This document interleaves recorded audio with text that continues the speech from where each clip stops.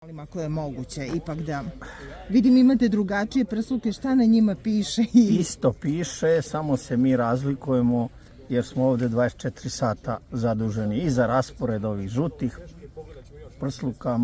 Ovo će trajati i nećemo moći mi to da izdržimo u jednoj smeni, 2 smene, možemo da organizujemo ovde posao takav. Koliko sam shvatila, ovo će da traje 7 dana. Ovo će da traje 7 dana, a može i danas da se završi, ako iz Evropske unije, od ambasadora Evropske unije ovde iz Srbije ili nekog drugog, koji nama deluje da je relevantan, dobijemo signal da će pokušati da se nađe rešenje za ovaj problem. Da li je blokada prvi korak koji ste preduzeli ili ste već pokušali? Ovo je zadnji korak, mi ga ne zovemo blokadom, nego protestom. To je zadnji korak. Pre toga smo pisali Evropskoj komisiji, ambasadama, imali sastanak, naše ministarstvo spoljnih poslova je sazivalo ambasadore svih šengenskih zemalja, imali smo taj sastanak. Oni su očigledno, nije im jasno koliku štetu mogu da trpimo svi zbog ovog problema sa vozačima.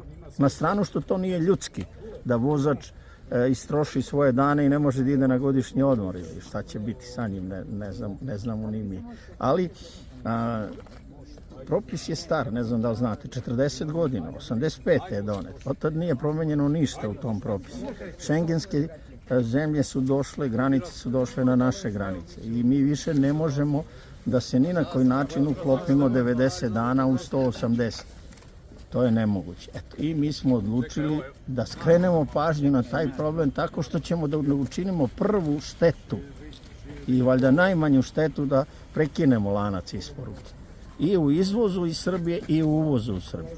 Tako da, valjda će neko razumeti koliko je to važno. Kada ste imali te razgovore, da li ste imali neku povratnu informaciju? Ne. Tu smo čak bili vrlo smo videli da oni čak i ne razumeju šta im pričamo. Ne razumeju da mi ne pričamo to o nama, pričamo o privredama, o privredi. Na istom sastanku, u jednom viđenju u Briselu, ista osoba na početku sastanka kaže, pa ja ne razumijem u čemu je problem, zašto ne primite druge vozače, više vozača? Mi kažemo, zar vi stvarno ne znate da nema vozača u celoj Evropi i Americi? Odakle da primimo drugi vozače? A s tim u vezi, šta da radimo sa onim vozačima koji ne mogu da rade pola godine, a pola godine mogu da rade u godini dana? Na kraju sastanka on opet kaže, pa ne razumijem zašto vi ne primite vozače. Iz toga smo mi kao poluinteligentna stvorenja, izveli zaključak da ona ili ne prati na času ili ne razume šta priča. Da li je stvari ova Evropska unija zavela prve sankcije? Ne verujem. Mislim da je čisto neznanje. Ovde među kolegama ima mišljenja da je to način da oni uzmu naše vozače. Oni su i do sad uzimali naše vozače i otišli su oni koji su imali porodične uslove da odu, deca nisu na školovanju, nema bolesne roditelji i tako dalje. Oni su već i otišli. Možda će otići još 10%. Šta sa ostalim? Šta s tim ljudima? Mi nemamo domaćeg posla, mi smo mala zemlja da možemo da vozimo ovde nešto i tako. A šta ako vas zamene, recimo, bugarski vozači? Uvek mogu da nas zamene drugi vozači. Mogu da nas zamene i srpski vozači koji rade u Sloveniji u našim firmama. Vi ovde imate vlasnike firme i u Sloveniji. Ne ide to tako. To nije moguće. Mi smo za prvi korak da se oni ne bi... Zašto smo blokirali sve granice? Zato da ne može niko, ni Tigar Pirot, ni neko iz Vranja da preko Bugarske i Rumunije, da bi se osetio problem. Zato smo to uradili. A zašto mislite da ne mogu bugarski vozači? Pa ne mogu, evo, znate šta. Mislim, primjera radi bugarski. Nema veze, slovenački, hrvatski i tako dalje. Opšta nestašica vozača i kod njih, njihovih vozača. Znači, ne može, ako u našoj zemlji možda 20.000 ljudi se bave ovim prevozom, visoko obučeni. Ne moraju oni imati visoku kvalifikaciju, fakultetski obrazovani, nisu oni ni članovi akademije, ali znaju taj posao. Nema tih ljudi.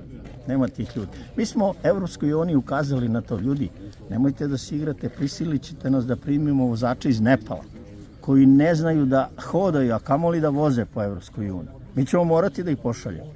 Pritisnuti penalom koji možemo da doživimo jer nismo ispustili robu na vreme. Nešto ne radimo, nego zaustavili smo traku BMW-a. Imam još dva pitanja. Da li možete da snosite penale, odnosno da firme za koje radite snose penale zbog toga što nisu isporuku obavile na vreme? I drugo pitanje, koliko vozača, profesionalnih vozača teretnih vozila postoji u Srbiji, a koliko bi trebalo? Vidite, to nemamo tačne podatke. Nemamo tačne podatke, mnogi pričaju, operišu sa nekim ciframa, ne znam, 10.000, 20.000. Ne mogu da znam da je to toliko. Znam da u svakoj firmi može biti da svakog momenta 10% voznog parka nema ko da vozi. Jedni odu, drugi dođu i to je jedan živi proces. Tako da, šta je prvi deo pitanja? Prvi deo pitanja je da li može neka od firmi za koje... Ne može sada kad je ovo viša sila, ne možete vi da prođete ovdje. Dakle, mislite da nijedna neće... Ja mislim da ni na jednom sudu to ne može da se dobije. Kada je opasno? Da kad se ukloni blokada i vi pođete sa dva vozača da brzo isporučite robu na Mercedesovu liniju ili Porsche liniju i tako dalje i tako dalje. I vas neko u Budimpešti sretna izbrojim dana i vrati vam oba vozača. Tada možeš, zašto si utovari? Inače, ja ne mogu da tovarim i tako dalje. Na kraju i otkazat ćemo ugovore i šta ja znam i tako dalje. Dali smo šansu i njima da nađu rešenje. Ne mogu da nađu rešenje.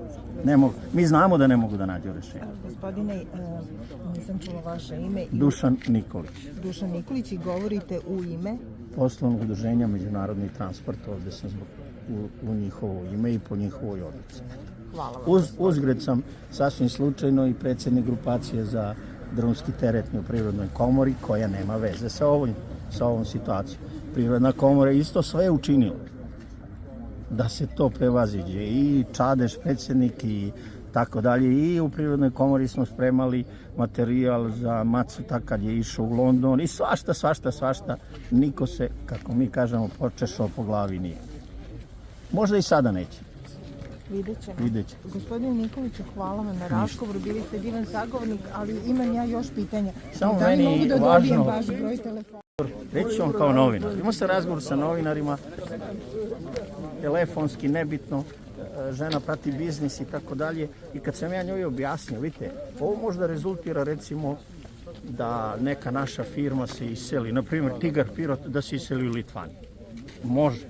Ne verujem da ta namera postoji, ali možda ta namera postoji. Znači, i tu se angažuju, svi su se angažovali, kažem, ali sam ja bio razočaran dubinom nepoznavanja ove materije što se tiče vas novinara. Vas interesuje normalno rating, to sve znam, široki građani vas interesuju, što je sve normalno, ovo nije tema za širok. I ja sam kažem, pa, ali ženo, ti pratiš biznis, zašto se ti, ja kažem, može se desi ovo, ona, ju, zašto ti ju, pa ti kao novinar, da si možda više na tome radila, možda bi mi bili u boljoj poziciji. Znači, vaš deo novinarski postoji nepoznavanje. Zašto? Da ne poznajete ovo. Potpuno vas razumem, ali ne želim da pored granice i dobro poznajemo ovu vrstu problema. I baš sam htjela da vas pitam, ovo jeste problem i za Subotičku industrijsku zonu iz koje u 2 sata izlazi kolona kamiona. Isto za Tigar Pirot koji je na sudstvu potpuno... Jasno, pa Tigar Pirot to je Michelinova fabrika koja snabdeva autoindustriju prvog gradnja, i BMW i Mercedes i sva vozila. Razumem. Tako da to mnogo je duboka stvar i pre svega je privredna stvar, a naročito je poljoprivredna, jer poljoprivreda inače je u problemu, znate, ona nije ravnomerna. Jedne godine rodi jabuka i hoće da je kupe Austrijanci i vi morate tada da je prevezete. Jer kasnije nema smisla. Kasnije nema smisla, eto. Tako da, ali eto, ja ne mogu da kažem, u borbi za tiraž naši novinari ne mogu da se bave ovim mnogo uskim temama koje niko neće da okači reklamu zbog ovoga što mi sad pričam. Gospodine Nikoliću, 06... 3 Dobro. 244 303. Najvažnije je da novinari shvate. Ne najvažnije.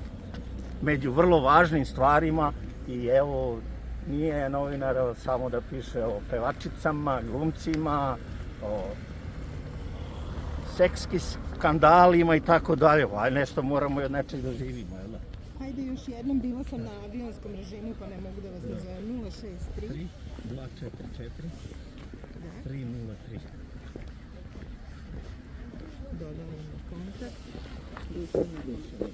Znači, ja sam tu za pojašnjenje situacije. Ja ću znati